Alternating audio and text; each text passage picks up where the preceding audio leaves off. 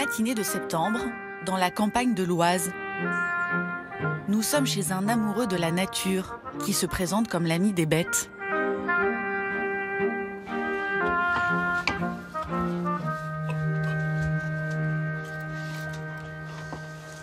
Ça, c'est votre fusil de chasse à gros gibier, comme on dit, c'est ça? Oui, c'est une carabine pour tirer instinctivement. Guy Arlédo-Fauve est chasseur depuis l'enfance. Il se prépare à une battue au sanglier. Alors ça, c'est quoi?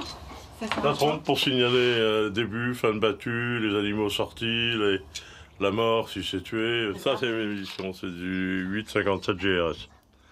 Ma dague, de manière à achever éventuellement un animal. Les matins de chasse comme ça, c'est un vrai plaisir pour vous? Vous êtes oui, c'est en même temps un plaisir et en même temps un peu de stress parce que là, on tire à balles. Problème de sécurité, il y a chasse sanglier, on ne sait jamais comment ça se termine. Ce matin, ce retraité a rendez-vous avec une vingtaine de camarades pour tuer les sangliers qui détruisent un champ de maïs. Une battue autorisée par le préfet, où les chasseurs ont le beau rôle, celui de réguler la biodiversité. Guy est le patron de la Fédération de l'Oise. Ici, on l'appelle Monsieur le Président. Salut Bernard. Ça va, Président? Il va bien? Ça va bien. Bonne forme? Oui. C'est le Président Bernard. Oui, monsieur. Donc, les consignes de tir sont simples. On tire tous les sangliers. Et les personnes qui auront le bonheur de prélever sont priées de rester pour donner un coup de main à ramasser leurs animaux. Le bonheur de prélever, une façon poétique de dire tuer.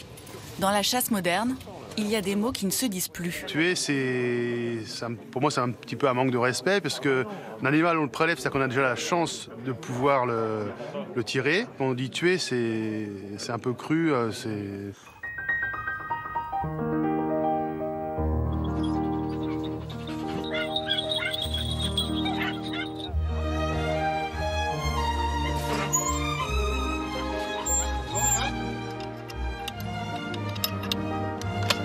Ouais.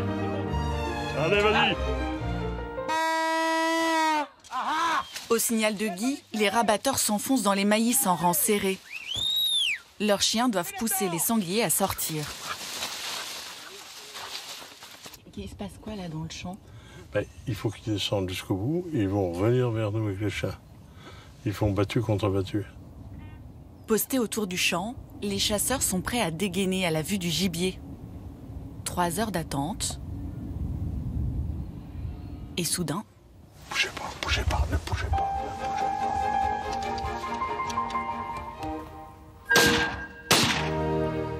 2 coups sans trembler. Et la bête de 80 kilos est tombée. Elle n'est pas si grosse que ça. Hein. La première balle, elle est là.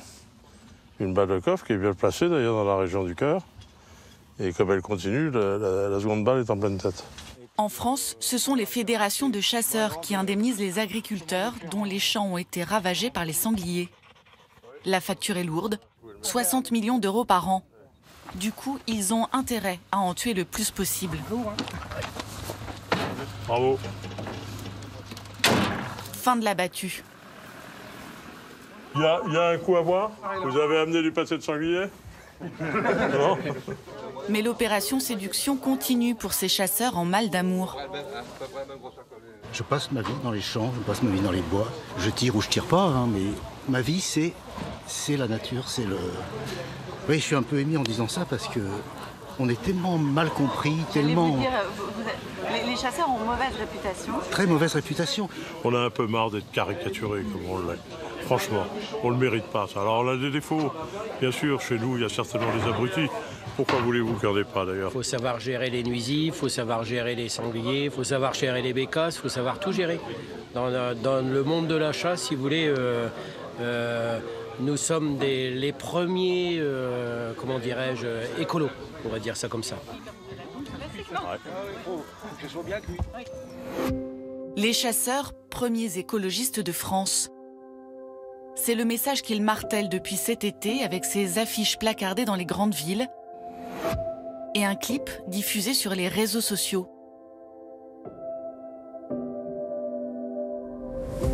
Une lumière rasante. Des biches et un chamois heureux de gambader dans la montagne. Pas un seul fusil. Les chasseurs ressemblent à des scientifiques au service de la nature. Le tout sur une musique de film épique qui vous colle des frissons. Nous avons comparé cette vidéo à celle de France Nature Environnement qui fédère des associations écolos. Elles se ressemblent à s'y méprendre.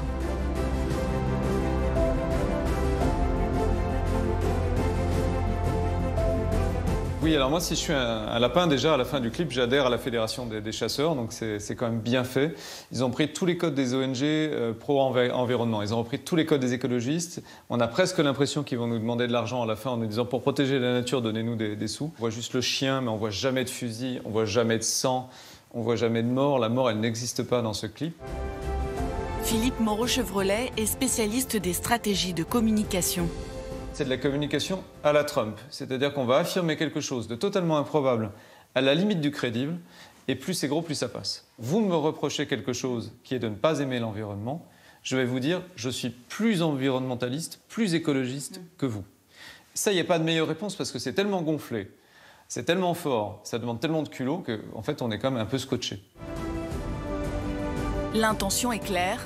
Faire de la chasse une activité acceptable pour l'opinion publique et pour les politiques.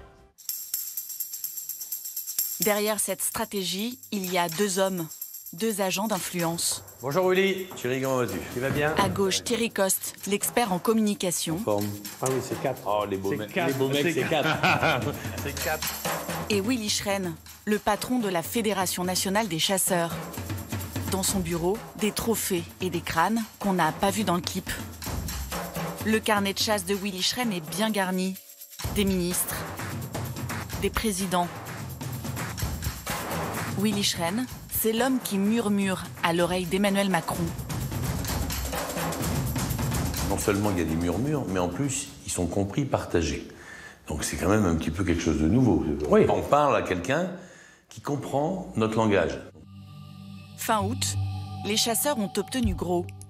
La baisse du prix du permis national de 400 à 200 € et l'autorisation de chasser à nouveau dans certaines conditions des espèces comme le fuligule milouin, le grand tétras et le courlis cendré. Des décisions prises lors d'une réunion qui a fait grand bruit. On avait une réunion sur la chasse, mais j'ai découvert la présence d'un lobbyiste. Est-ce que vous parlez de Thierry Coste, pour être très clair? Oui, je parle de Thierry Coste, à qui j'ai dit très frontalement qu'il n'avait rien à faire là, il n'était pas invité. Vous avez l'impression d'être un peu le tondeur de l'eau, parce que c'est comme ça du coup qu'on vous perçoit. On a été la goutte d'eau. Ça n'a fait d'ailleurs que rassurer un certain nombre de ruraux qui se sont dit, et on le voit quand on croise des gens dans la rue, parfois ils nous disent merci. Merci de nous avoir débarrassés de Hulot. Et pour arriver à leur fin, leur duo est bien rodé. Thierry, effectivement, a un réseau, et c'est normal, c'est son métier. Moi, j'ai beaucoup d'idées et de stratégies, et on met tout ça dans la même marmite, et on touille dans le pot un petit peu, et vous voyez un petit peu ce qu'il en sort depuis 2 ans, et je pense que c'est quelque chose d'important. Et moi, j'ai cette chance et cet honneur de travailler avec Willy et d'être le Machiavel de service. Voilà, autour des grands hommes, il faut toujours un Machiavel. Un Machiavel un peu cow-boy, qui facture ses services 200 000 € par an à la Fédération nationale. Le job du lobbyiste Thierry Coste, influencer les parlementaires pour qu'ils votent des lois ou des amendements favorables aux chasseurs. Et pour ça, il s'est installé au cœur du pouvoir, rue de Varennes, tout près de Matignon et de l'Assemblée nationale. Nous le retrouvons dans son cabinet de lobbying, à la déco très personnalisée. Je suis passionné de nature, comme beaucoup de chasseurs, et donc j'apprécie aussi la capture, vous voyez, avec un appareil photo. Son coup de maître remonte à mars 2016. À l'époque, l'Assemblée nationale débat de la loi sur la biodiversité. Un amendement socialiste prévoit d'interdire des insecticides jugés responsables de la forte mortalité des abeilles, les néonicotinoïdes. Les agriculteurs sont furieux, mais contre toute attente, les chasseurs, eux, soutiennent l'interdiction. L'enjeu, il était clair, c'est qu'on voit bien la diminution de la Petite faune de plaine, avec beaucoup de traitements chimiques, eh ben, on tue la nourriture pour ces animaux. Donc il faut mettre un terme à tous ces produits chimiques qui tuent tout. Les députés de droite se divisent sur cet amendement. Alors Thierry Coste s'active à convaincre ceux qu'il connaît. On leur explique pourquoi il faut arrêter, donc on argumente, on les rencontre, on dialogue, et surtout, on contredit les lobbies qui frappent à leur porte, que sont le lobby agricole ou le lobby industriel. Deuxième étape, s'assurer que les députés qu'il a réussi à convaincre seront bien là au moment du vote. Et pour cela, il fait du fichage. À chaque fois que les parlementaires se sont réunis, systématiquement, on faisait des tableaux, je fais des tableaux, sur la présence des parlementaires. En vert, les députés les plus assidus au débat. En jaune, les peut mieux faire. Et en blanc, ceux qu'on n'a pas beaucoup vus. Le lobbyiste les harcèle au téléphone pour venir voter. Celui qui a fait la balance chez LR, parce qu'il était très impliqué sur la loi en tant que telle, et donc respecté, c'était David Douillet. David Douillet, nous l'avions rencontré à l'époque au Salon de la Chasse, comme envoûté par Thierry Coste. Au-delà du métier de Thierry, j'ai aussi à côté de moi quelqu'un qui sait de quoi il parle, parce que c'est un chasseur. C'est surtout et avant tout un amoureux absolu de la faune, de la flore, de la nature et de tout ce qui y vit. Voilà. Et c'est pour ça que j'ai confiance en lui. Et c'est pour ça qu'on travaille ensemble. Le scrutin est ouvert. Et la méthode Coste est gagnante. L'Assemblée nationale interdit les néonicotinoïdes. Votant 59, suffrage exprimé 58, majorité absolue 30, pour 30, contre 28. L'amendement est adopté.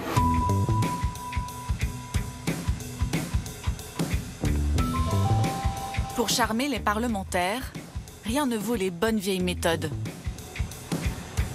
Ciel, le voilà. Ce soir, Thierry Coste dîne avec Pierre Charon, un sénateur LR devenu ami. Pierre Charon est adhérent du groupe d'études Chasse. C'est pour ça que j'aime beaucoup Thierry. Au Sénat comme à l'Assemblée, c'est le groupe le plus important et le plus influent, avec des parlementaires de tous les partis. En être membre peut se révéler très utile. Même le type qui chasse pas, il inscrit au groupe. Pourquoi? Parce que les assemblées générales de chasseurs dans les départements, c'est entre 500 et 1500 personnes. Il y a plus de monde dans les AG que dans les partis politiques. Donc, le député, il se dit, moi j'adhère au groupe chasse. Comme ça, il est invité par les chasseurs. Simplement, le jour où il vient, il faut quand même qu'il sache répondre aux questions. Et c'est là où Thierry a un rôle essentiel. Il informe. Il en fait des petites notes, des petites fiches et tout, et les types passent pas pour des cons. Certains disent que j'influence, hein, mais c'est pas vrai, ça se passe comme ça. Thierry Coste tuyote des parlementaires de tous les partis. Mais avec la droite, il est allé jusqu'à sceller un pacte électoral lors des régionales de 2015, grâce à la complicité de Pierre Charon. Il faut donner des gages. Et grâce à la connaissance de Thierry, on a passé un accord, parce qu'il y a l'amour et l'épreuve d'amour. L'amour, on s'aime. L'épreuve d'amour, c'est fais-moi élire des chasseurs au conseil régional. Et donc, on a fait élire 60 chasseurs dans toute la France, avec des noms que donnaient les fédérations de chasse, et que moi, à la commission d'investiture, je soumettais à mon parti, et de gré, parfois de force, et comme ça, ils ont été élus. Et ils défendaient ensuite leur bout de gras dans les différentes régions. C'est ça, l'épreuve d'amour que moi j'ai donnée. Entre les chasseurs et les républicains, c'est donc une histoire d'amour. Dans les Hauts-de-France, c'est carrément le coup de foudre. Lors des régionales de 2015, Xavier Bertrand a non seulement pris des chasseurs sur sa liste, mais il leur a aussi promis de grandes responsabilités. Cela a fait l'objet d'un deal écrit pendant la campagne.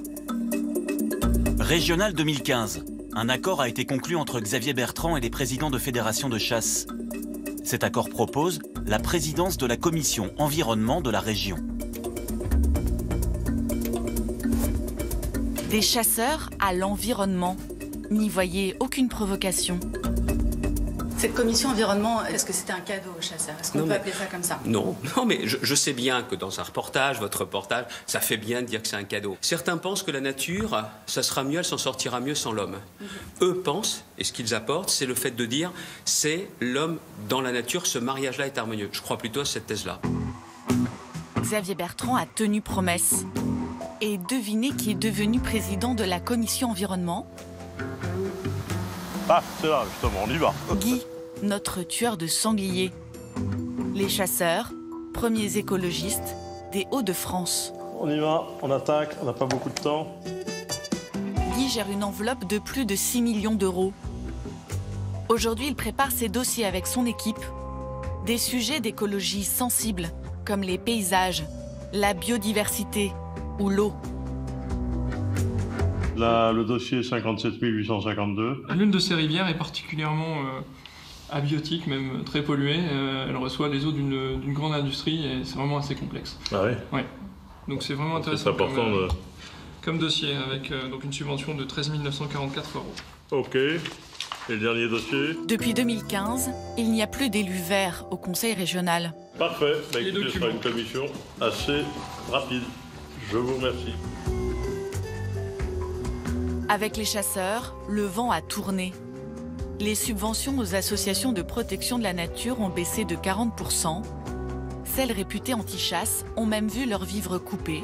Et Guy l'assume parfaitement. À partir du moment où vous avez des gens qui veulent notre disparition, je ne vais quand même pas les financer, attendez. C'était aussi l'intérêt de prendre cette commission, c'est d'imposer. Oui, en partie, c'est pas d'imposer. Arrêter ce bashing anti-chasse qui consistait à prendre des subventions pour taper en permanence sur les chasseurs. Est-ce qu'il y a une sorte de vengeance d'une pas de vengeance. époque où, non, à l'inverse, pas de vengeance. Non, pas de vengeance. Non. J'ai aucune. Franchement, je n'ai aucun sentiment de vengeance.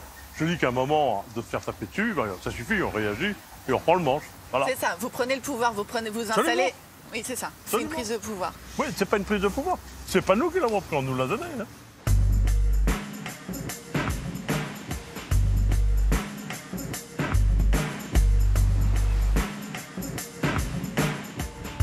Les ennemis de Guy, les dangereux militants anti-chasse, les voici. Ouais, au pied de la bouée, tu as encore du gravelot. Et juste derrière, donc tu as trois goélands argentés. Un groupe d'ornithologues qui observe et qui compte les oiseaux migrateurs dans la baie de Canche, près du Touquet. Comptage l'an dernier, on était à 35 000 laridés ici, hein, en plein hiver, là, en janvier. Hein. Oui. Ils représentent 3 associations de protection des animaux. Toutes ont perdu leur subvention. On a perdu environ un peu plus de 90 000 € pour l'année 2016. C'est-à-dire la totalité des subventions, c'est-à-dire qu'on n'a plus rien touché de la région depuis leur arrivée à la tête de la région. C'est le passage finalement de 4 postes de salariés en CDI permanent à plein temps à 2 postes. Là, au Pas-de-Calais, on a perdu 11 000 € du jour au lendemain et dans la lettre de justification, il a été avancé que nous étions une association anti-chasse. Principal point de friction avec les chasseurs, le comptage des oiseaux. C'est à partir des données de ces ornithologues que l'État détermine quelles sont les espèces en danger.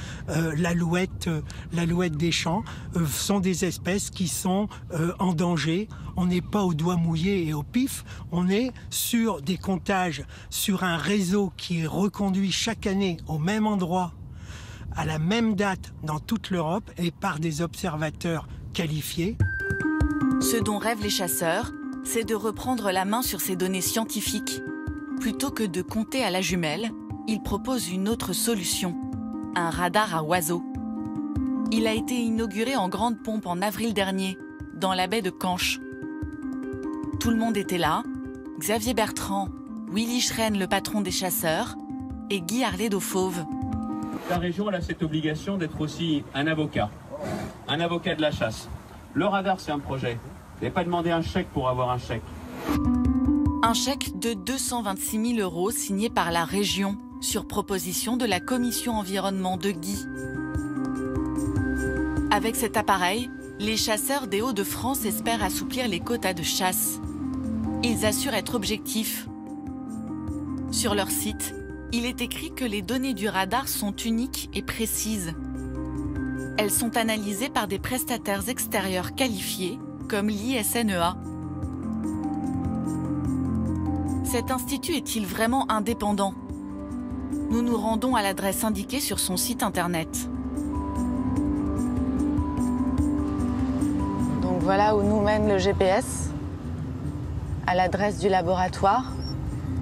Bienvenue à la Maison de la Chasse et de la Nature, Fédération des chasseurs du Nord-Pas-de-Calais.